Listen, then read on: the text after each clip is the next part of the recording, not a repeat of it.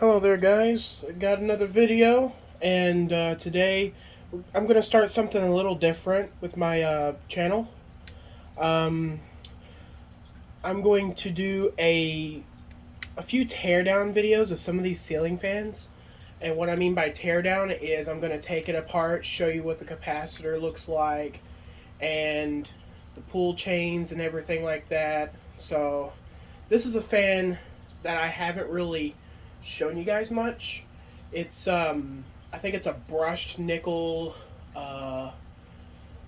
It's on a long down rod. I don't know what the model is, like the model name. I'm gonna step in the frame real quick. Let me see. I don't see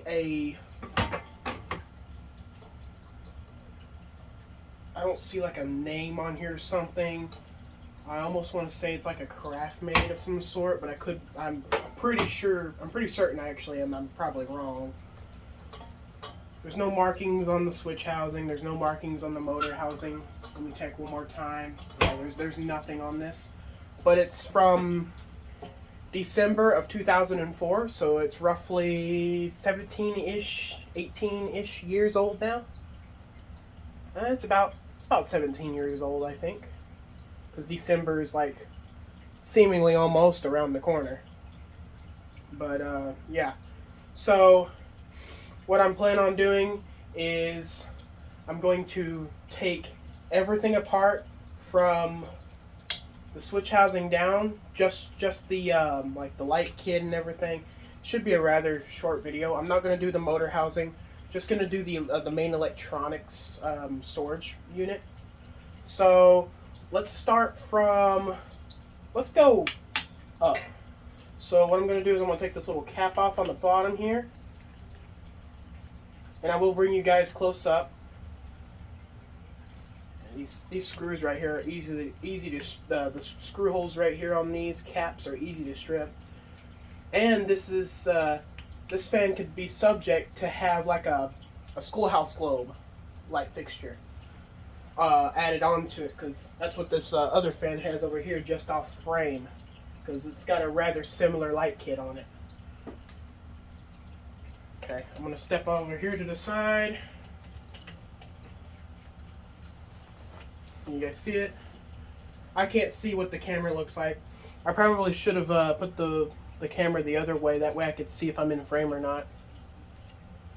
Because right now, the screen is on the other side of the camera right now. Okay, so there's the cap. It's got these nice little designs on it. Hope you guys can see that. It's been a while since you guys have seen my little shop set up here. It's definitely not the most professional thing in the world, but I'm doing it the best I can. Okay, so now I'll lift this. There's just it's actually not that exciting inside of it. All you get is like a pull chain, which is like just in here, and there's just a bunch of wires tied together. But let me get a flashlight for you guys real quick, and I will show you a really good close-up of what everything looks like in there. Here it is. Got this little classical 6-volt battery flashlight that you see most people use in power outages nowadays. So let me show you guys a close-up. I'm going to lower you guys down a little bit if I can. Bring you guys in. Right. I'm going to raise you guys up a little bit. And if you're wondering, yes, I did just get a new tripod. That's why the video looks a lot better than my last few. I broke the last one from over-tightening the base of it, and I stripped the plastic thread, which I'm not a fan of plastic threads. So there it is. All the whites and all the blacks are tied together, but a couple of those blacks, or one of those blacks, is what's coming from that pull chain there. You see that pull switch? I need to make sure I don't pull the fan out of the thing right now. Yeah, like I said, it's not that very exciting, but each one of those white wires go to one of these light sockets. And each of those black wires do the same. and one of each is coming from the inside of the fan. So, yeah. So there's that. I'm going to back you guys up a little bit. That way I can work on everything. Alright. Oof. Almost tipped over for a second. Okay, so yeah. I think I'm going to turn on the flashlight for you guys, because it is kind of dark, and the flashlight's not even that bright. Okay, well, I feel like my phone light should be much brighter than that. Alright. Basically, a lot of you guys who know me really well and know fans really well, this might be a why video for you. Like, why are you doing this? Well, I'm doing this for all the curious ones out there. The ones who don't know much about them, and the ones who want to see what's inside of these discs, almost hanging down from the ceiling is what probably how they see it. Without blades, of course. But it ain't the same for every fan, so this is just one of a kind. And I have two of these.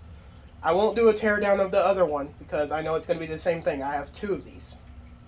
These are most commonly installed in the bigger brick houses you see in your neighborhoods. And that's where both of these came from. Or this one and the twin. That's where both of them came from. They were installed in those big brick houses.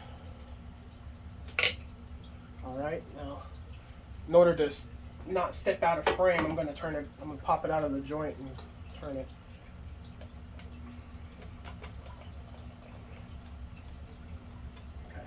Okay.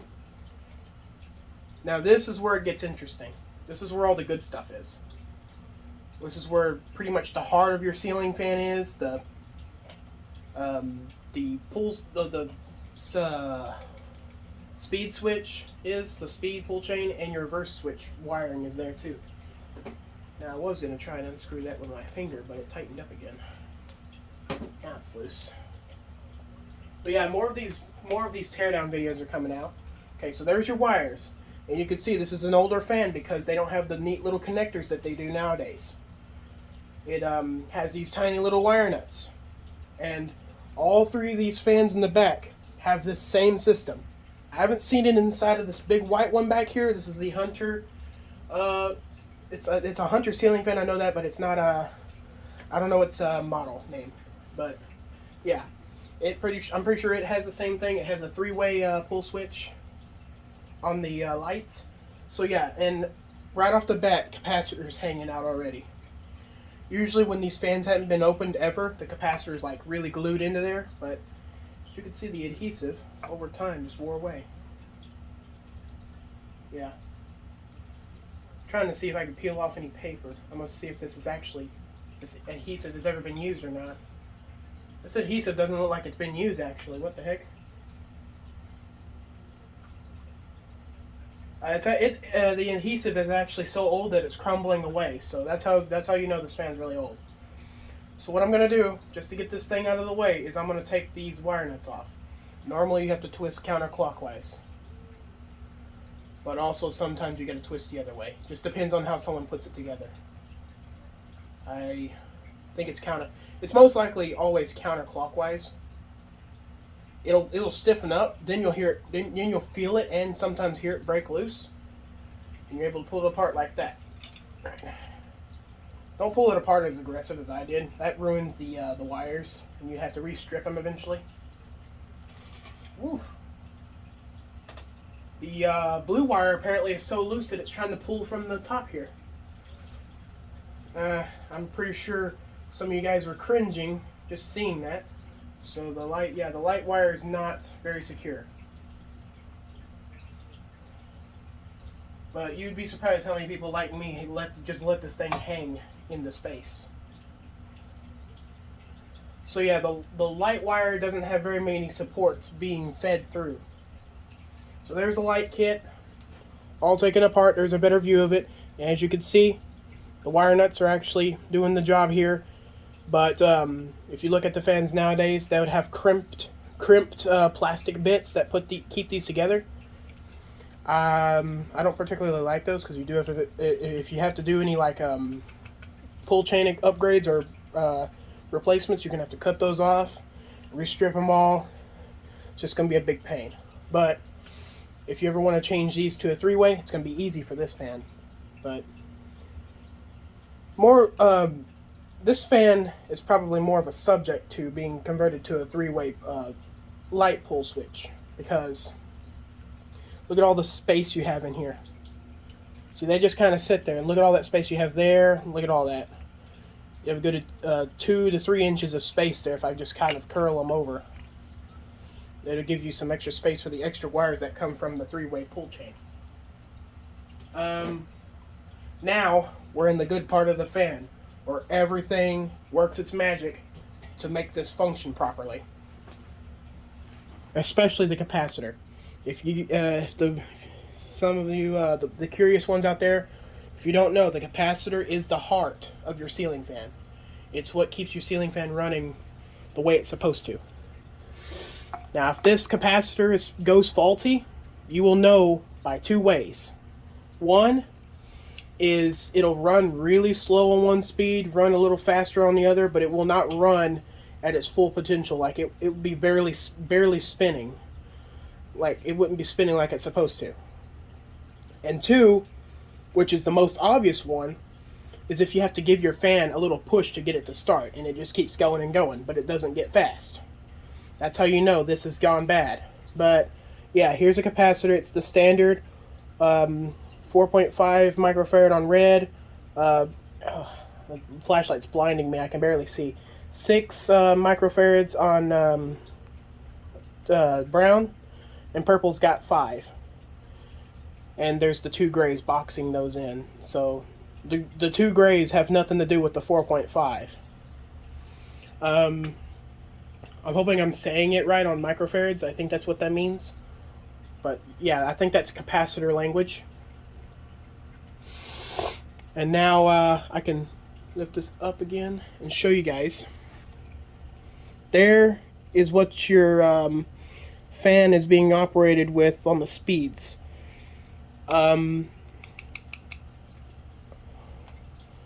It's either 2 or 3 of the wires coming from this capacitor that's going to your pull chain. I think it's 1 of the grays are going to it, and I think the purple and brown is going to it. Red goes directly into the fan, so, and then the black coming from the motor goes into the pull chain. Because if the black doesn't go there, then how are you going to be able to turn your fan off? Or turn it on actually, because the black is what's carrying that power to it. So yeah, as you can see, the grays, they're there. So yeah, like I said, 1 gray goes to the pull switch, and another gray goes directly to the fan. And actually, I think one of the gray wires or one of the red wires go to that reverse switch. So some of them go to the reverse switch. Actually, I am not seeing any of those wires go to the reverse switch. It's probably that 1 gray, actually, that's going to the reverse switch. I don't know. Yep, there's 1 gray going to the reverse switch. So, correction. 1 of the grays is actually going to the reverse switch, then to the fan. Because that's how you change the polarity on your motor, to make it go the other way for winter and summer. And, yeah. So, I've got a few of these bad boys coming from Amazon. Like, well, not even a few, it's just a couple. I bought a 2-pack of the bigger capacitors like these, and then I bought a 2-pack of the smaller capacitors like the 4.5 microfarad ones, the 3 wires, or was it the 4? Yeah, it's the 3 wires. It's 3. I got 2 3 wires coming in, yeah. And then I've got 2 pull switches. I've got 2 light pull switches coming in from Amazon. And I've got about 6 speed switches coming in from Amazon. I bought a bunch of that stuff that way if someone ever calls me out to a ceiling fan maintenance job, because I do maintenance on ceiling fans, and I give them a price and they pay me for doing it, because some of this stuff is hard work, you know. Especially capacitor replacements, you got to mess with a lot of wires. But yeah. So this is what I was talking about. So this fan is using this. It's got the crimped, weird wire looking things. Yeah. I'm not a big fan of those, because if I ever have to do a capacitor replacement, I'm going to need to cut that off. Which most likely, I would cut it just right here and then strip that for the new capacitor, if it ever goes bad. And I am going to, I suppose I will take the pull switch completely out and show you guys what it looks like up close. Like, I'm not going to disconnect all the wires, because those wires are a pain to get out and put back in the right order. I'll show you guys where all the wires are going to. Okay, well, this is going to be a challenge to show you because it's all stiff and stuff. So it's a clear one, so you can actually see what the mechanism looks like in there. Alright, so I'm just going to tell you guys because I can't really show you properly, but the black wire is going to L. The black wire has to go to L because that's where the power starts. Then the brown... Wait, no. The gray wire goes to 1. I'm being blinded by a flashlight right now. Yeah. That's 1. 2 is where the brown's going. And 3 is purple. So, yeah. You could actually hot wire this fan without this pull chain. I think how you do it is you connect the black wire either directly to the gray, purple, or brown, and that will give you your different speeds. So position 1 is this gray wire, so I think you'll get high speed from this gray wire. I don't know exactly what it'll do, but yeah, I'm not sure how the functions go. I don't know if 1 is low or 1 is high. I'm assuming when pulling this chain it goes 1 2 3 or 3 2 1.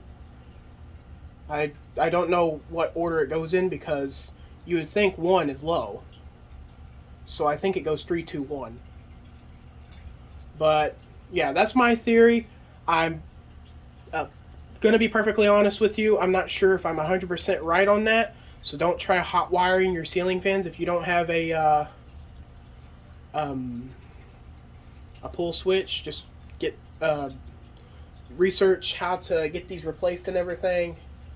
But yeah, in every single ceiling fan, you'll see all those wires go into the same parts.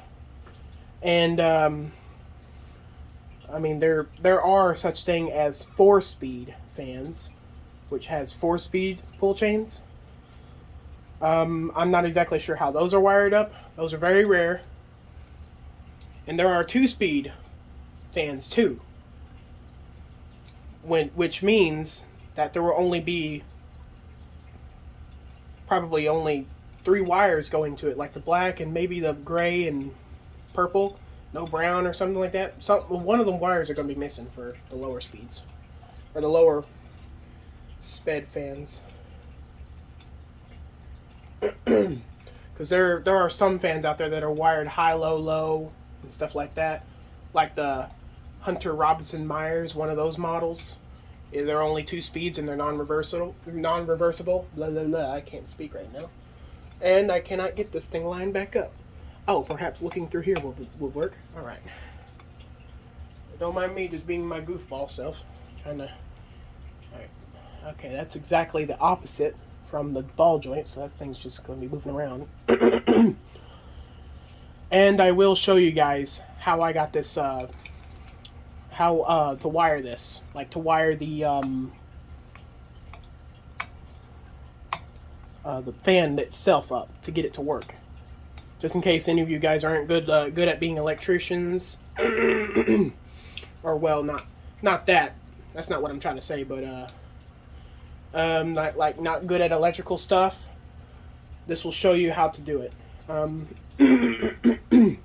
I'll run through the basics of how to wire this up. Now, my temporary fan testing system, it doesn't have a ground wire. And I know there's probably going to be a few actual certified electricians that see this, and they're going to cringe the heck out. But, yeah, it's just a fan testing system right here. It just tests the fans. So, yeah. Maybe eventually I'll wise up and get a ground wire running through this thing and run it on an extension cord, run it through my closet, and actually plug it into a protected outlet. Because, I mean, this is a testing rig, so if anything goes wrong and something shorts out, it needs to become an actual testing rig and actually be able to trip a GFCI outlet or something. That way I do not become prey. So, yeah. There we go. The capacitor fit right back in there. Now I'm going to show you guys me putting it back together. I'm going to show you how to put all this stuff back on. So yeah, as you guys can see, there's all that wiring and stuff. So I'm going to put it together the exact same way I took it apart. That way I don't confuse you guys. This was just to show you guys what fans look like on the inside. This is just a one of a kind though. One of a kind. Not all fans look exactly like this one does on the inside. These wire nuts are so small. I almost want to put bigger wire nuts on these because the wires sometimes want to poke out of these and it just looks nasty. So always, crucial step. Always match your whites up. All of your white wires always match up on these light kits. If you do blue to white, that's a big no-no. You're going backwards. It's always, and it's going to be the same thing for the upper portion here whenever I show you how to wire it. And don't worry, my testing rig's unplugged right now.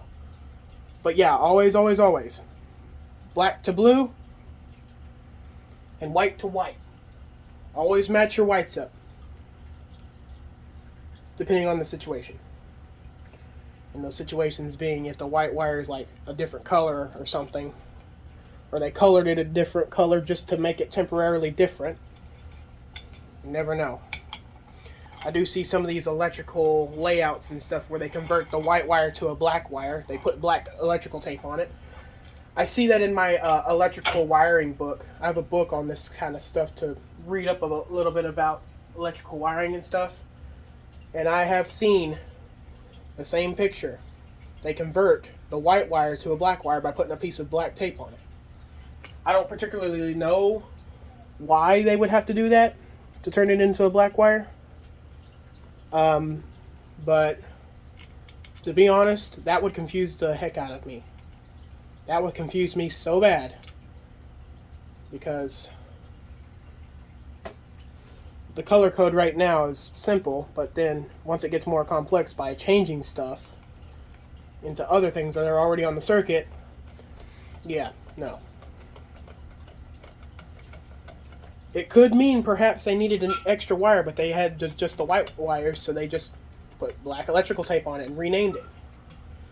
But if I know electrical wiring enough, I know that's probably not the case. There's a big reason why they had to rename that.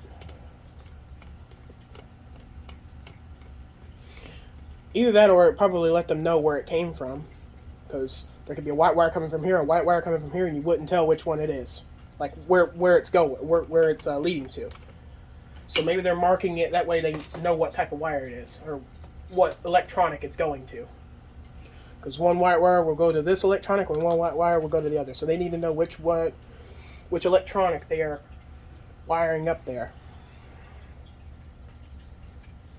And if you're new to my channel, please excuse my speech. I've gotten a little better ever since my channel has progressed. I have gotten a little bit better on my speech. I have a terrible speech impediment. I stumble over my words really easily because my brain thinks faster than what I can speak. And also be careful with these screws on this little cap here. They're easy to strip out. I can't tell you how many times I've stripped these little screws out. I'm pretty sure the other one's stripped out. Alright, so now we got this last one. Oh man, I'm still partially blinded from my light. Oh, hang on. I think I see what's going on here. Oh yeah, I see what happened. I need to loosen this one over here, that way I can turn that cap a little bit.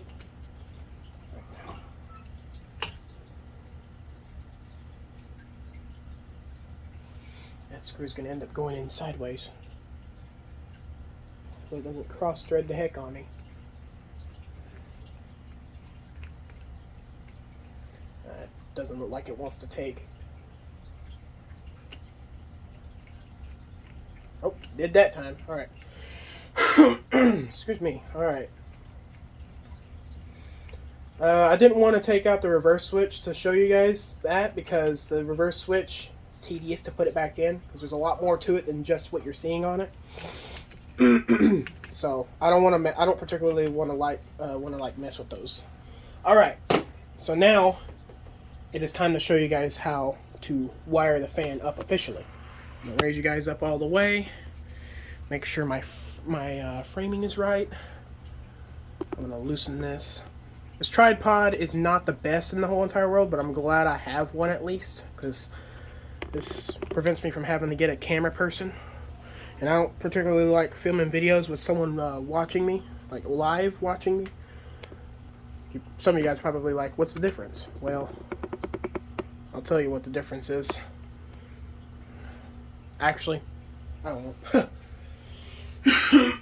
There really is no difference. It's just the way I am. I don't know why. Alright, so if you guys want to see what this testing rig plug looks like, I will show you. Let's see if I can get it to come down. There we go. All it is, and this even has a ground wire on it, but I bypassed it, because I have those little socket adapters in my closet. You guys will remember that from previous videos, but if you're new, I have one in there. And I converted it from a 3-prong to a 2-prong. You can see there. And I have wire nuts there to start it, and then I got extensions on it to make it permanently a long wire. It's really garbagey, like it just looks trashy over here, but it's a work in progress.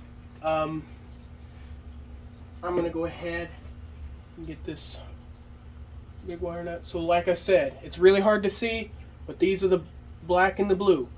From the fan, always tie the black and blue together. Oh, wait a minute. This is my testing rig one. I got the black and blue on this one tied together. Why do I even have a blue wire on this testing rig? Hang on a minute. I just realized something. I have a black and blue on this testing rig. That's strange. I shouldn't even have a blue on this live wire. Yeah, I'll change it later. But here's the black and blue coming from the fan. Always do the black and blue coming from the fan. Tie them together, because if you don't tie them together, you're going to end up having an extra wire. Either your motor ain't going to work or your light ain't going to work, whichever the two. So always tie those two together. Don't cap them off yet, because you gotta do the... Okay, just pretend that this is just one wire. This is the live wire coming from your ceiling. It's just a black wire. Should be just a black wire, but mine has just random blue wire on it. I just realized my mistake here. It looks trashy. Just tie them together the best you can. If you need to, use pliers. But I'm just going to do it that much because the wire nut will pretty much just finish it off if you tie it long enough, or tighten it well. Alright. And you're always going to want to give this a little pull. And if they don't come straight out, that's how you know you did it right. And just the white coming from the ceiling fan goes to your white wire. And this is pretty ugly looking. Oof. Yeah, be careful with these wires, because they very sharp. Sometimes they'll penetrate you.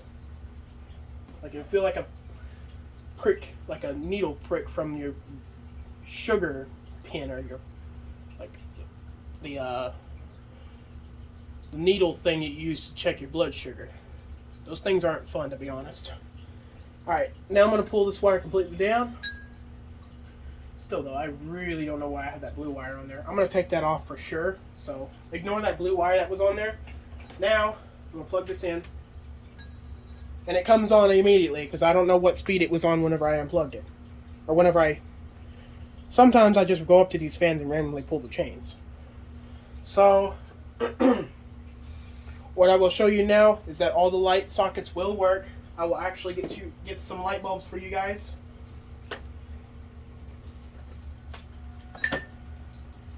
I have a little cabinet cupboard down here. Hang on. I think you guys are still aimed up at there. Yep. I'm going to lower you guys back down a little bit. Now I'm going to put light bulbs in that fixture. Move you guys back. Okay, that's the perfect amount of angle. There we go. Alright, so now we've got, it's on still for some reason. I don't know why I haven't turned it off yet.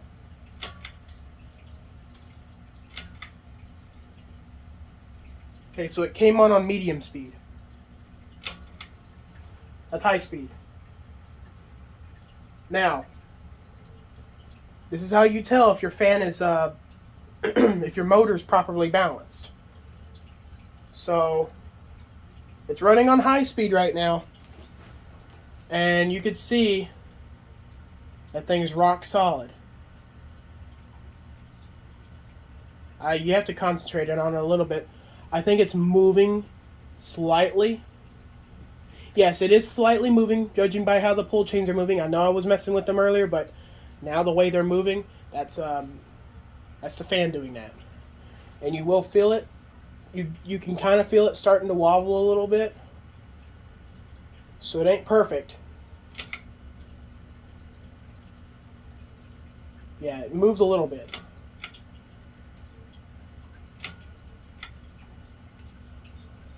Alright, yep.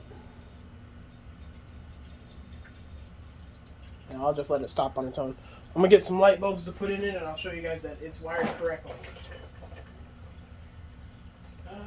Oh, why is this up here?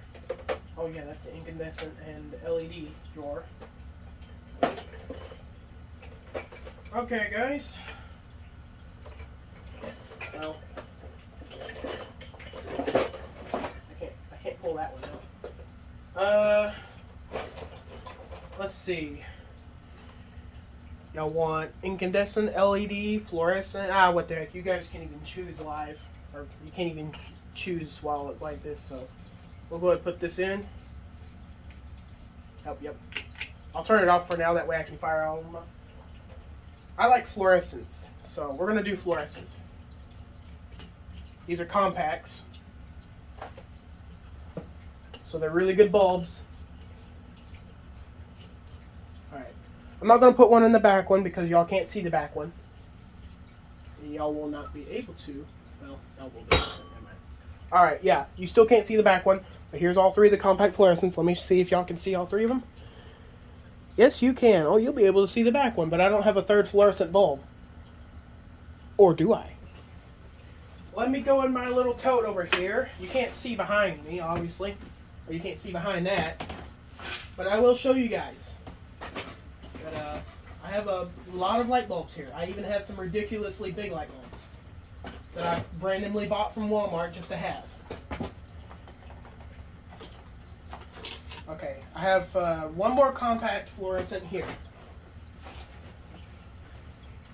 This one's actually really new. This one will go in the back.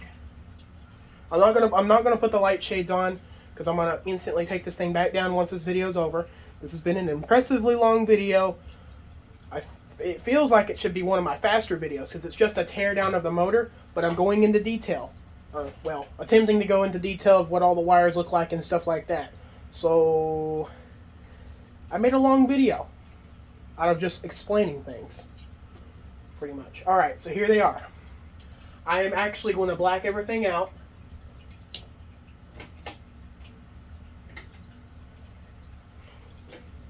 I have nightlight bulb. I have a nightlight bulb in my candelabra base adapter of my light up there. It stays on all the time. It's 24/7. All right. Turn the light off on y'all. We'll turn this off. I'm going to show you guys just how much light this thing produces. The light that you guys see now is coming from my fish tanks. It's probably why you've been concerned about a random water splashing noise. Alright, here we go. As you can see, these two in the back came on first. These two had a preheat start.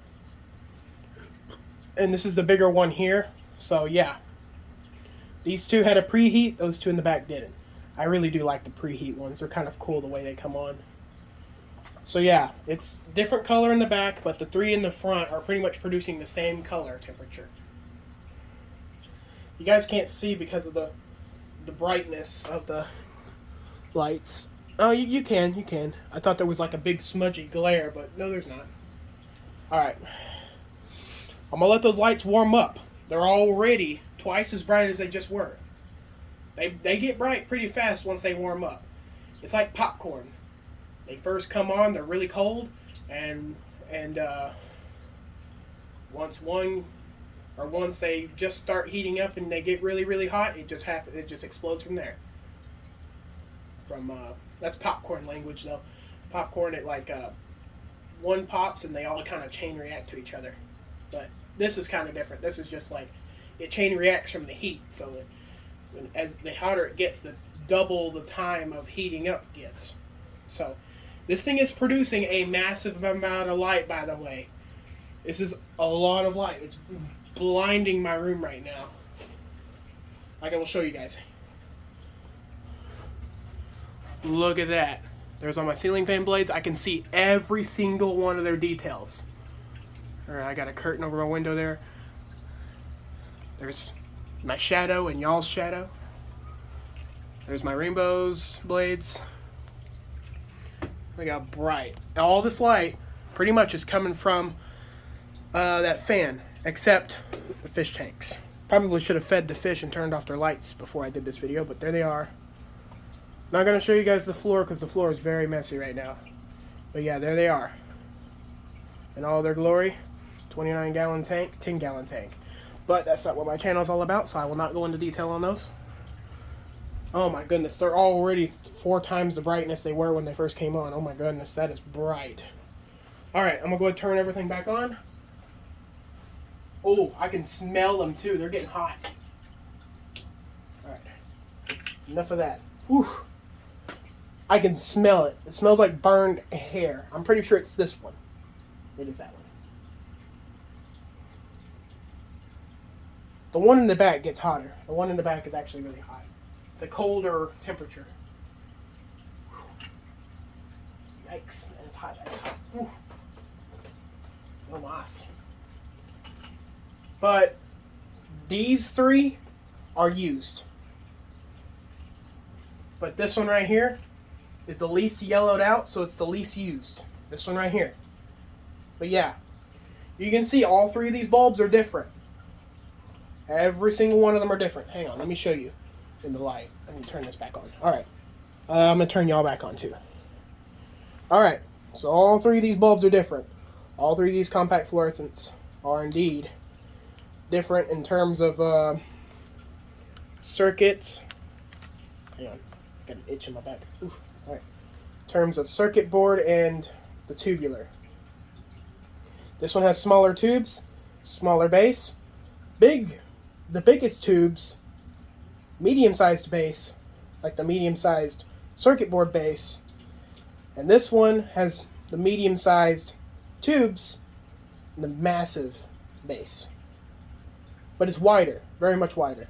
These 2 are around the same diameter on the tubular. So you can see how they're different, or how they're very much different. I would say the most used one is one of these 2. I think it's this one because this one's got blackening ends on the preheat parts. So yeah, there's that.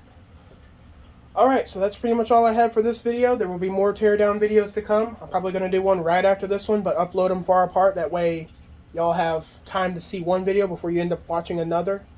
So, yeah.